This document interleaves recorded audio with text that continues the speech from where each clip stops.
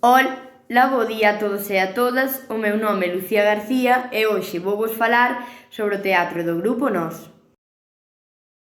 O proceso de normalización literaria comezado nas primeiras décadas do século XX foi moito máis complicado no xénero dramático que nos outros xéneros, porque a finalidade última do teatro é a representación, e nesta época, salvo nalgunhas excepcións, nin existían programas estables nin compañías profesionais que achegasen o teatro galego a un público na súa gran maioría pouco culturizado. A produción teatral galega do século XIX e principios do XX foi escasa e dirixíase a un público formado principalmente por as clases populares. O teatro que se escribía e se representaba era sobre todo costumista, de asunto rural, de intención cómica ou sentimental e con algunhas incursións illadas na temática social e histórico-lendaria. De todas as dificultades neste primeiro terzo do século destacamos tres etapas no teatro galego. Primeira etapa, as Irmandades da Fala, a segunda, o teatro do Grupo Nós, do que eu falarei, e, finalmente, o teatro dos autores novecentistas, próximos ás vanguardas. Unha das grandes preocupacións do Grupo Nós, ademais de crear unha dramaturxia galega capaz de ofrecer produtos de calidade e que puidesen interesar ao público culto, foi tamén a renovación e europeización do xénero teatral. Os autores do Grupo Nós foron os que por primeira vez tentaron achegar ao teatro galego as innovacións que se estaban producindo no teatro europeo do momento. As obras supoñen un esforzo por superar o drama do tema rural que tanta presencia tiña na dramaturxia galega.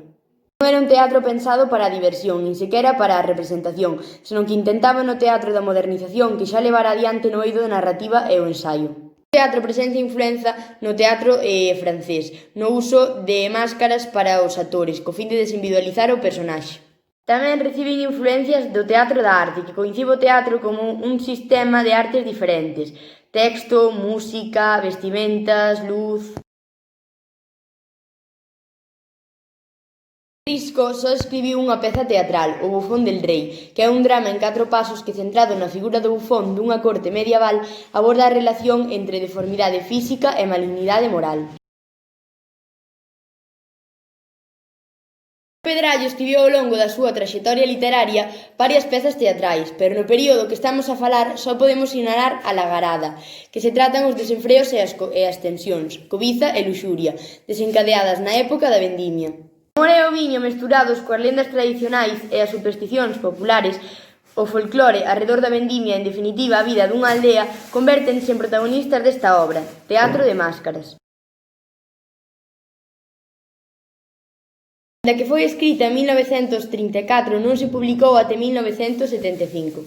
Trátase dun corpus de 16 pezas breves compostas a partir das coordenadas de vanguarda surrealista, simbolista e expresionista. A música, a danza, a cor, a luminotecnia e a escenografía comparten un papel principal. Do punto de vista temático, son unha continuidade da obra narrativa de Pedrallo, isto é, Galicia do XIX como núcleo integrador de fidalgos, cregos, criadas, ilustrados, o mundo labrego, mais tamén o da bohemia e os intelectuais. Destacamos tamén unha obra de Castelao, autor incluído neste período, aínda que a peza foi estreada en exilio en Bos Aires no ano 1941, Os vellos non deben namorarse. É unha obra de gran espectacularidade visual, o mesmo Castelao foi o escenógrafo. Imaxinada máis por un pintor que por un escritor, como o propio Castelao recoñeceu. Trata sobre os amores a destempo duns vellos que se enamoran de dúas mozas novas e interesadas. Explica tamén unha profunda crítica aos esquemas e valores dominantes na sociedade: o amor e a morte, o poder do diñeiro, a fidalguía caduca, a obxectualización erótica da muller ou a hipocresía e mentira como código de relación social. Ata aquí chegou a miña exposición, moitísimas grazas pola vosa atención, espero que vos gustase e que aprenderades un pouco máis sobre o Grupo Nós.